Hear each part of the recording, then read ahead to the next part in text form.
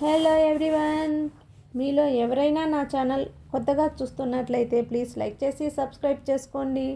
ఈరోజు మరికొన్ని పొడుపు కథలతో మీ ముందుకు వచ్చాను. వీటికి ఆన్సర్ తెలిస్తే కామెంట్ బాక్స్లో కామెంట్ చేయండి. ఫస్ట్ క్వశ్చన్, మన టైం బాగుండాలంటే ఏం చేయాలి? ఏ యాక్టివ్గా ఉండాలా? బి ఎర్లీ మార్నింగ్ లేవాలా? సి వాచ్ శుభ్రం చేసుకోవాలా? డి ఏ మరియు సి.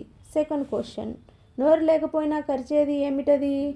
ఏ పాము, బి చెప్పులు, సి ఏ మరియు బి, డి పైవన్నీ.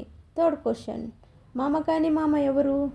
ఏ మేనమామ, బి పెద్దమామ, సి చందమామ, డి పైవన్నీ.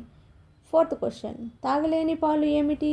ఏ ఆవు పాలు, బి బర్రె పాలు, సి మేకపాలు, డి పాపాలు. ఫిఫ్త్ క్వశ్చన్, జనం కాని జనము ఏమిటి?